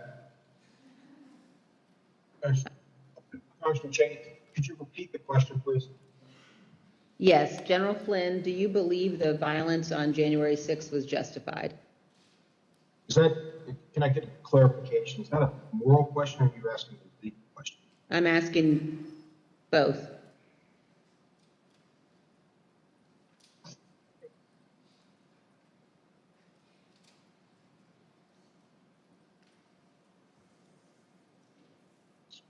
I said the Fifth. Do you believe the violence on January 6th was justified morally? Take the Fifth. You believe the violence on January 6th was justified legally? Fifth. General Flynn, do you believe in the peaceful transition of power in the United States of America? The Fifth. Let's move on now to January 6th and the conduct of Donald Trump and Mark Meadows during the attack on the Capitol. Ms. Hutchinson, I'd like now for us to listen to a description, your description of what transpired in the West Wing during the attack. For context, in this clip, you describe the time frame starting at about 2 p.m. So I remember Mark being alone in his office for quite some time, and I know we've spoken about Ben Williamson going in at one point, and I don't personally remember Ben going in. I don't doubt that he had gone in, but I remember him being alone in his office for most of the afternoon, around 2 o'clock to 2:05. Around 2 o'clock to 2:05, we were watching the TV, and I could see that the rioters were getting closer and closer to the Capitol. Mark still hadn't popped out of his office or said anything about it. So that's when I went into his office. I saw that he was sitting on his couch, on his cell phone. Same as the morning where he was just kind of scrolling and typing. I said, "Hey, are you watching the TV, Chief?" Because his TV was small, and you can see it, but I didn't know if he was really paying attention. I said, "Are you watching the TV, Chief?" He was like, "Yeah." The rioters are getting really close. Have you talked to the president? He said, no, he wants to be alone right now. Still looking at his phone. So I start to get frustrated because, I sort of felt like I was watching this is not a great comparison, but a bad car accident that was about to happen where you can't stop it, but you want to be able to do something. And I remember thinking in that moment, Mark needs to snap out of this, and I don't know how to snap him out of this, but he needs to care. And I just remember I blurted out, I said, "Mark, do you know where Jim's at right now?" And he looked up at me at that point and said, "Jim?" And I said, "Mark, he was on the floor a little while ago giving a floor speech. Did you listen?" He said, "Yeah, it was real good. Did you like it?" And I said, "Yeah. Do you know where he's at right now?" He said, "Well, no, I haven't heard from him." And I said, "You might want to check in with him, Mark." And I remember pointing at the TV and I said, "The rioters are getting close. They might get in." And he looked at me and said something to the effect of, "All right, I'll give him a call." Not long after the rioters broke into the Capitol, you described what happened with White House counsel Pat Cipollone. No more than a minute and a half later, I see Pat Cipollone barreling down the hallway towards our office and rushed right in, looked at me, said, "Is Mark in his office?" And I said, "Yes." He just looked at me and started shaking his head and went over, opened Mark's office door, stood there with the door propped open, and said something to Mark is still sitting on his phone. I remember glancing and he's still sitting on his phone. And I remember Pat saying to him something to the effect of, "The rioters have gotten to the Capitol, Mark. We need to go down and see the president now." And Mark looked up at him and said, "He doesn't want to do anything, Pat." And Pat said something to the effect of, and very clearly had said this to Mark, something to the effect of, "Mark, something needs to be done or people are going to die and the blood's going to be on your effing hands. This is getting out of control. I'm going down there." And at that point, Mark stood up from his couch, both of his phones in his hand. He had his glasses on still. He walked out with Pat. He put both of his phones on my desk and said, "Let me know if Jim calls." And they walked out and went down to the dining room. A few minutes later, Representative Jordan called back. A couple minutes later, so likely around between 2:15 and 2:25. I know the tweet went out at 2:24. I don't remember if I was there when the tweet went out or if it happened right afterwards, but Jim had called. I answered the phone, said 1 second. He knew it was, I guess he knew it was me. I introduced myself, but I don't remember if he called my cell phone or if he had called one of Mark's. But I answered the phone and said, 1 sec, Mark's on the hall, I'm gonna go hand the phone to him. He said, okay. So I went down, I asked the valet if Mark was in the dining room. Valet said yes. I opened the door to the dining room, briefly stepped in to get Mark's attention, showed him the phone, like flipped the phone his way so he could see it said Jim Jordan. He had stepped to where I was standing there holding the door open, took the phone talking to Jim with the door still propped open. So I took a few steps back. So I probably was 2 feet from Mark. He was standing in the doorway going to the Oval Office dining room. They had a brief conversation, and in the crossfires, I heard briefly like what they were talking about, but in the background, I had heard conversations in the Oval dining room at that point talking about the hang Mike Pence chants. That clip ended, Ms. Hutchinson, with you recalling that you heard the President, Mr. Meadows, and the White House counsel discussing the hang Mike Pence chants.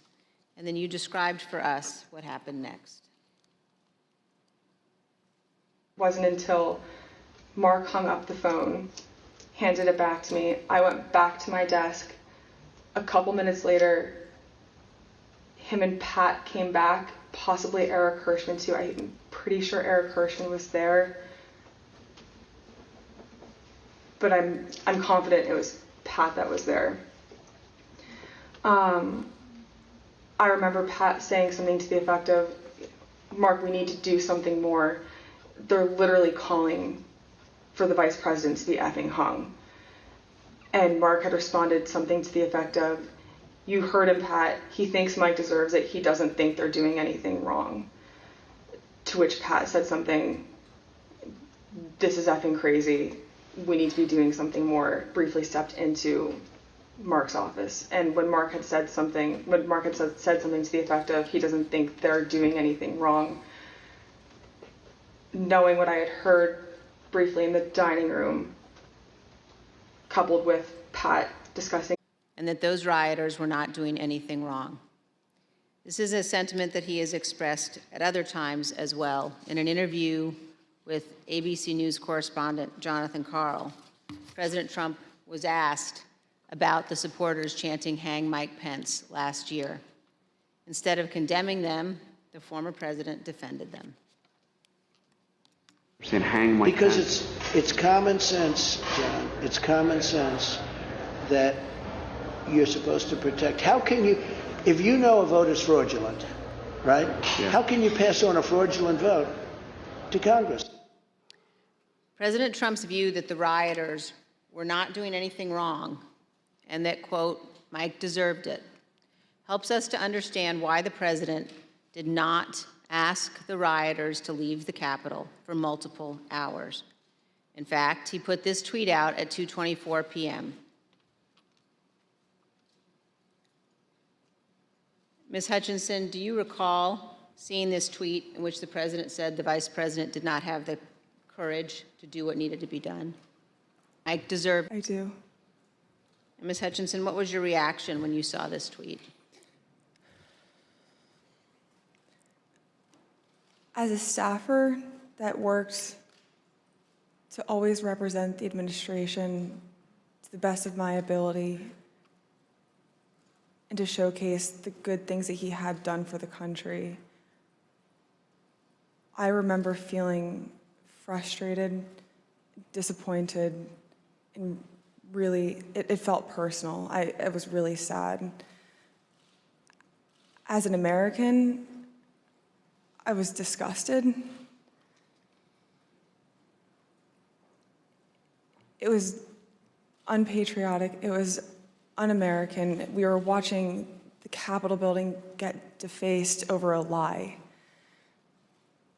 And it was something that was really hard in that moment to digest, knowing what I had been hearing down the hall in the conversations that were happening, seeing that tweet come up and knowing what was happening on the Hill. And it's something that I still struggled to work through the emotions of that. Ms. Hutchinson, we have also spoken to multiple other White House staff about their reaction to Donald Trump's 224 tweet, condemning Mike Pence for not having the courage to refuse to count electoral votes, an act that would have been illegal. Matthew Pottinger, a former Marine intelligence officer who served in the White House for 4 years, including as Deputy National Security Advisor, was in the vicinity of the Oval Office at various points throughout the day. When he saw that tweet, he immediately decided to resign his position. Let's watch him describe his reaction to the president's tweet. One of my staff brought me a printout of a tweet by the president. And the tweet said something to the effect that Mike Pence, the vice president, didn't have the courage to do what should have been done. I read that tweet and made a decision at that moment to resign. That's where I knew that I was leaving that day, once I read that tweet. Ultimately, members of the White House staff, Sarah Matthews, cabinet members Secretary Chao and Secretary DeVos resigned as well. Here is Secretary DeVos's resignation letter. As you can see, in resigning on January 6th, Secretary DeVos said to the president, quote, "There's no mistaking the impact your rhetoric had on the situation, and it is the inflection point for me." Let's also look at Secretary Chao's resignation statement. When Secretary Chao resigned, she spoke of the January 6th attack, and she said, quote, "As I am sure is the case with many of you, this has deeply troubled me in a way I simply cannot set aside." Ms. Hutchinson, in our prior interviews, we've asked you about what the president's advisors were urging him to do during the attack. You've described roughly 3 different camps of thought inside the White House that day. Can you tell us about those? There was a group of individuals that were strongly urging him to take immediate and swift action. I would classify the White House counsel's office, Mr. Hirschman, Ms. Ivanka Trump, in that category of really working to get him to take action and pleading with him to take action. There was a more neutral group where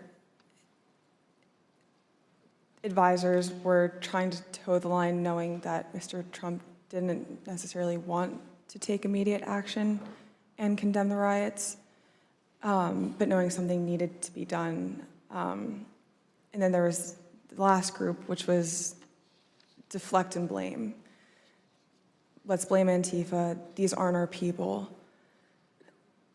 It's my understanding that Mr. Meadows was in the deflect and blame category, but he did end up taking a more neutral route, knowing that there were several advisors in the president's circle urging him to take more action, which I think was reflected in the rhetoric released later that day in the videos. You told us that the White House counsel's office was in the camp encouraging the president to tell the rioters to stop the attack and to leave the Capitol. Let's listen. White House counsel's office wanted there to be a strong statement out to condemn the rioters. I'm confident in that. Now let's look at just one example of what some senior advisors to the president were urging. Ms. Hutchinson, could you look at the exhibit that we're showing on the screen now? Have you seen this note before?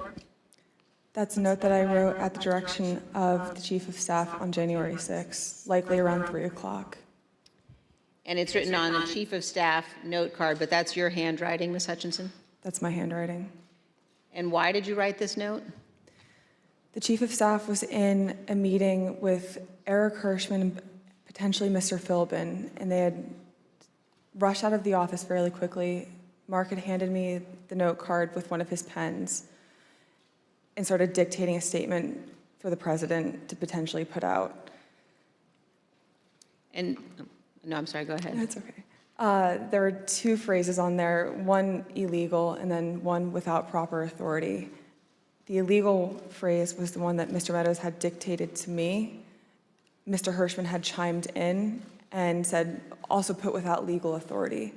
There should have been a slash between the two phrases. It was an or if the president had opted to put one of those statements out.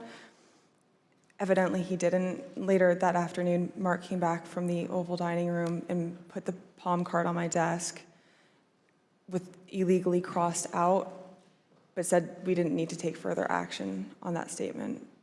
So, to your knowledge, this statement was never issued?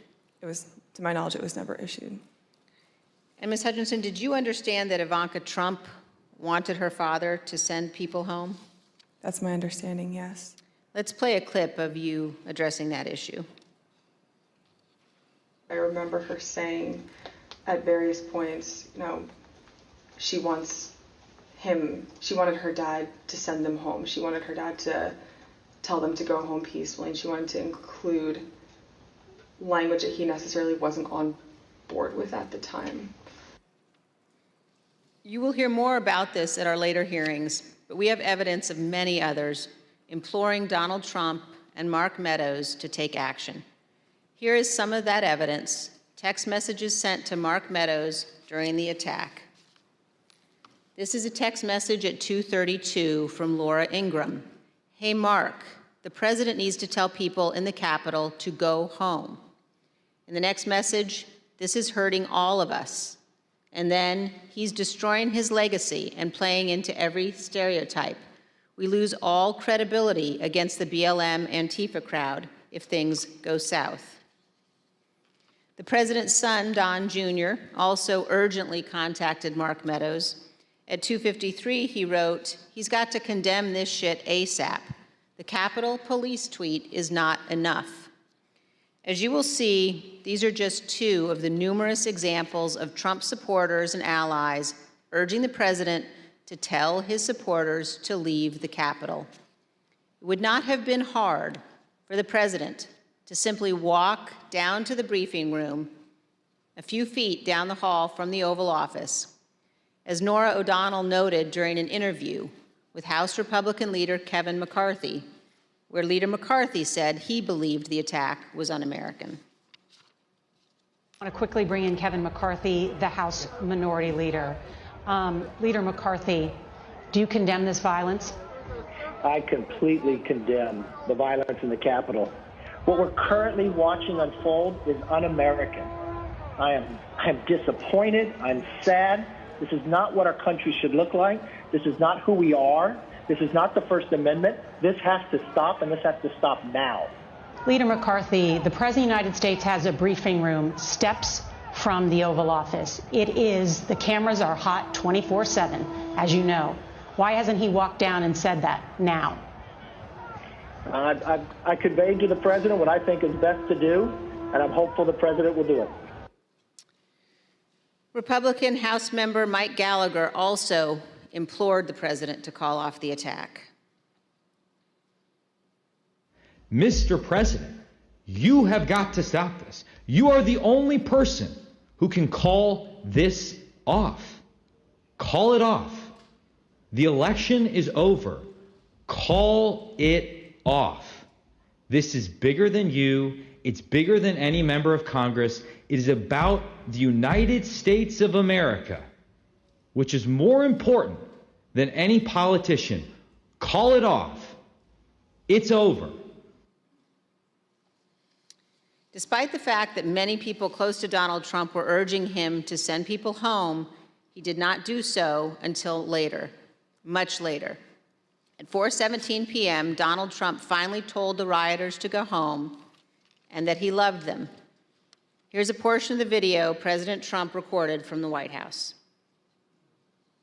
We have to have peace. So go home. We love you. You're very special. You've seen what happens. You see the way others are treated that are so bad and so evil. I know how you feel. But go home and go home in peace. But as we will Oh, they're show in special, even all right. greater detail in future hearings, Donald Trump was reluctant to put this message out, and he still could not bring himself to condemn the attack. Ms. Hutchinson has told us that too. The one that he put out at 4:17. I'm sure you've discussed it, and just to elaborate if I hadn't already at that point, I recall him being reluctant to film the video on the 6th. I was not involved in any of the logistics or the planning for that video. I just remember seeing the video go out and feeling a little shocked after it went out. On the evening of January 6th and the day after, the president's family and his senior staff and others tried to encourage the president to condemn the violence and commit to the peaceful transition of power. At 3:31 p.m. on January 6th, Sean Hannity of Fox News texted Mark Meadows. Mr. Hannity said, quote, "Can he make a statement? I saw the tweet. Ask people to leave the Capitol." Later that evening, Mr. Hannity sent another text message to Mark Meadows. This time, he shared a link to a tweet. That tweet reported that President Trump's cabinet secretaries were considering invoking the 25th Amendment to remove President Trump from office. As you can see on the screen, the 25th Amendment to the Constitution creates a process for the transition of power if a president is unfit or unable to serve. The 25th Amendment has never been used to remove a president. But the committee has learned that after the attack on the U.S. Capitol, this was being discussed by members of President Trump's cabinet as a way of stripping the full power of the presidency from Donald Trump. President Trump's supporters were worried. In addition to the tweet that he sent Mark Meadows after the attack, Sean Hannity apparently spoke with President Trump and warned him about what could happen. We understand that this text message that Sean Hannity sent to Kayleigh McEnany on January 7th shows what Mr. Hannity said to the president. First, no more stolen election talk. Second, impeachment and 25th Amendment are real.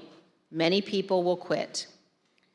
Ms. Hutchinson, you told us that you were hearing about discussions related to the 25th Amendment. Here's part of what you said. Mr. Pompeo reached out to have the conversation with Mr. Meadows in case he hadn't heard the discussions amongst cabinet secretaries.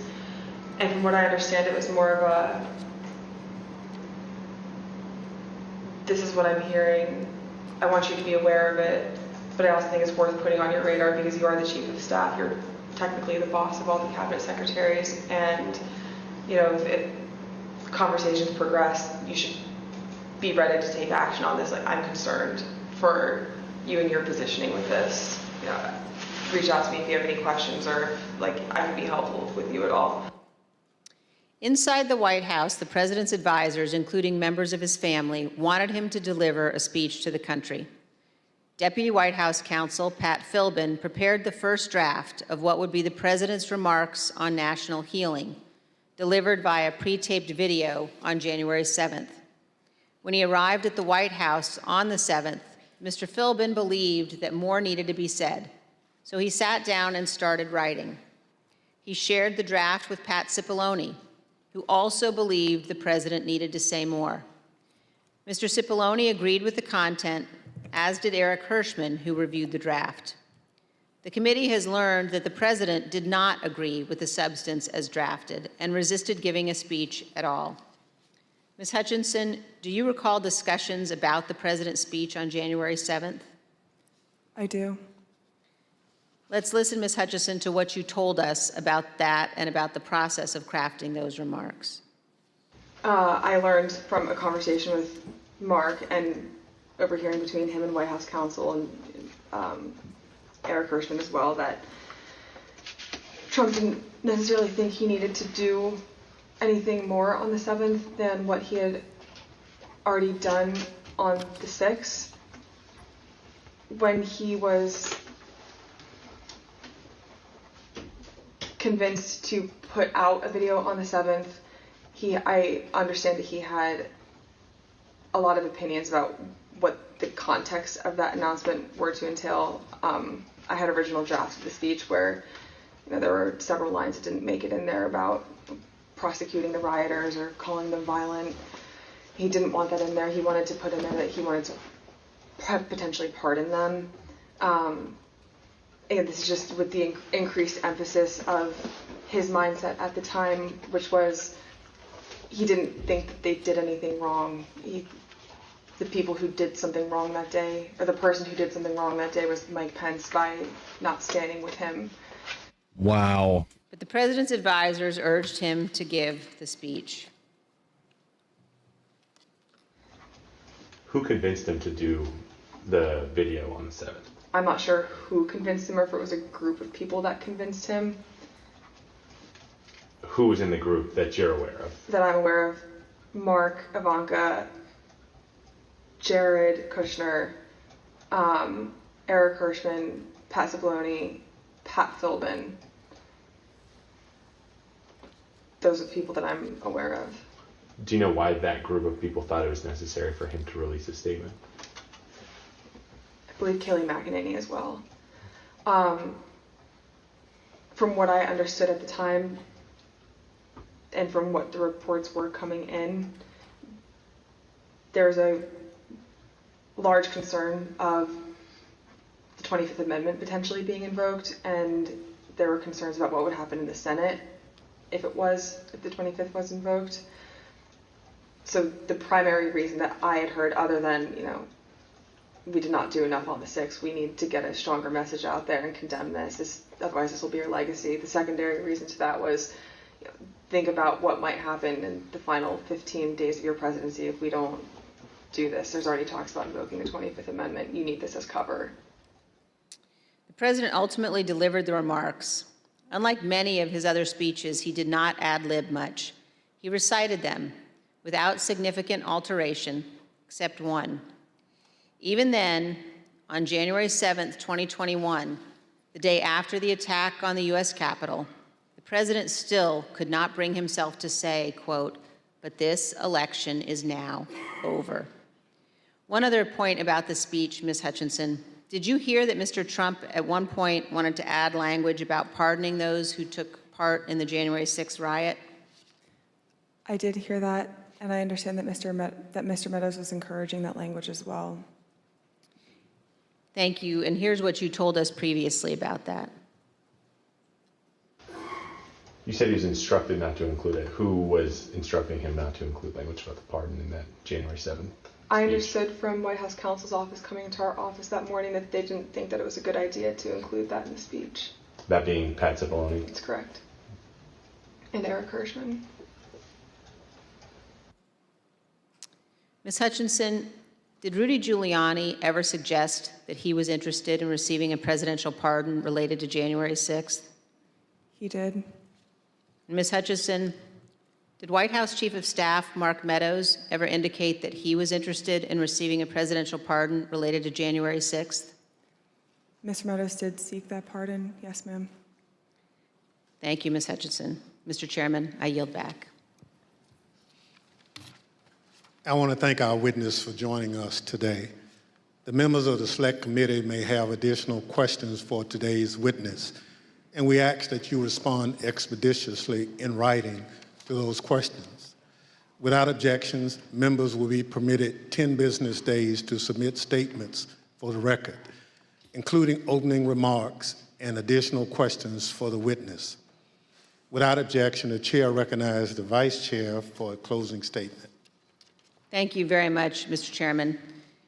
I want to begin by thanking Ms. Hutchinson for her testimony today. We are all in her debt. Our nation is preserved by those who abide by their oaths to our Constitution. Our nation is preserved by those who know the fundamental difference between right and wrong. And I want all Americans to know that what Ms. Hutchinson has done today is not easy.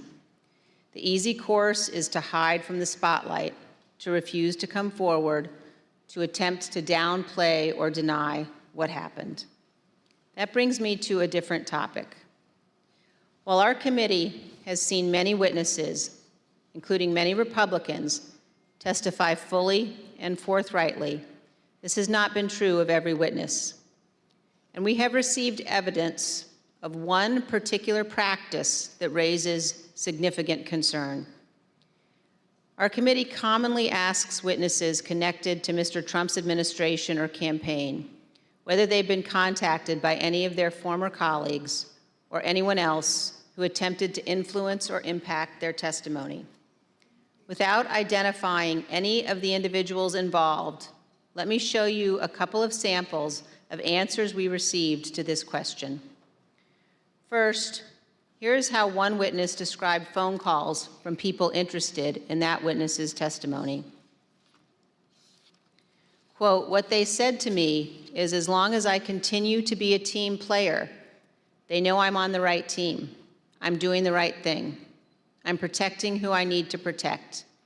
You know I'll continue to stay in good graces in Trump world. And they have reminded me a couple of times that Trump does read transcripts, and just keep that in mind as I proceed through my interviews with the committee." Here's another sample in a different context. This is a call received by one of our witnesses. Quote, "A person let me know you have your deposition tomorrow. He wants me to let you know he's thinking about you. He knows you're loyal and you're going to do the right thing when you go in for your deposition." I think most Americans know that attempting to influence witnesses to testify untruthfully presents very serious concerns. We will be discussing these issues as a committee, carefully considering our next steps. Mr. Chairman, thank you. I yield back. Gentlewoman yields back. Ms. Hutchinson, thank you. Thank you for doing your patriotic duty and helping the American people get a complete understanding of January 6th and its causes. Thank you for your courage in testifying here today. You have the gratitude of this committee and your country. I know it wasn't easy to sit here today and answer these questions, but after hearing your testimony in all its candor and detail, I want to speak directly to the handful of witnesses who have been outliers in our investigation, the small number who have defied us outright, those whose memories have failed them again and again on the most important details, and to those who fear Donald Trump and his enablers. Because of this courageous woman and others like her, your attempt to hide the truth from the American people will fail. And to that group of witnesses, if you've heard this testimony today and suddenly you remember things you couldn't previously recall, or there are some details you'd like to clarify, or you discovered some courage you had hidden away somewhere, our doors remain open. The Select Committee will reconvene in the weeks ahead as we continue to lay out our findings to the American people. The chair requests those in the hearing room to remain seated until the Capitol Police have escorted the witness and members from the room. Without objection, the committee stands adjourned. And there you have it, folks. Honestly, I can't help but seem to recall. We're gonna go ahead and pause it here so we don't. I can't help seem to recall the last time that we did the live stream here of the 1/6 Select Committee hearings, and I noticed in the comments, I obviously was not available for the whole time to really respond to all, but I did notice one of the comments. One viewer had wrote in. So I see they have suspended future hearings, sham political theater. Who are they trying to convince? Dems have made up their mind. It must be folks that are not wanting to just trust the machines. most secure election in history. I say if there was evidence of enough cheating, what then? Disregarding the broken grammar there, I think what this particular viewer was trying to make reference to was more on the election itself, and rather than the Trump riots themselves. But who are they trying to convince? I don't know. I guess folks who hadn't paid attention to it, or who did pay attention to it and still came out the other side, thinking that what Donald Trump did, just disregarding the election, disregarding how they feel about the election and all that for just a second, because I want to jump back into that. But just regarding Trump's actions taken on January 6th, I mean, after seeing what we saw and hearing what we've heard from witnesses who were there, seeing what we saw when it happened, and then hearing testimony like this, I mean, my God, what else do you need, folks? I mean, turn your fucking brain on, bro. Well, what else do you need? And as far as the stolen election or whatever, I've yet to see Mike Pillow put together anything that offers comprehensive evidence in a manner even fucking light years away from what we're seeing at the January 6th select committee hearings. So we've been waiting for the evidence of this stolen election and their broken machines or their cheating machine, whatever this trash was. It's literally been 2 years, and no one has brought any evidence to me, and no one has brought any evidence to you. So shut the fuck up. Anyway, that's all we've got for the live stream today. And listen, if you stuck around this long, I want to thank you so much for sticking around for this long. The fish fillets were wonderful. Breakfast is the most important meal of the day, after all. And yeah, I look forward to catching you all later on in the evening. Thanks for stopping by. Twitter at ChainsawCCC, and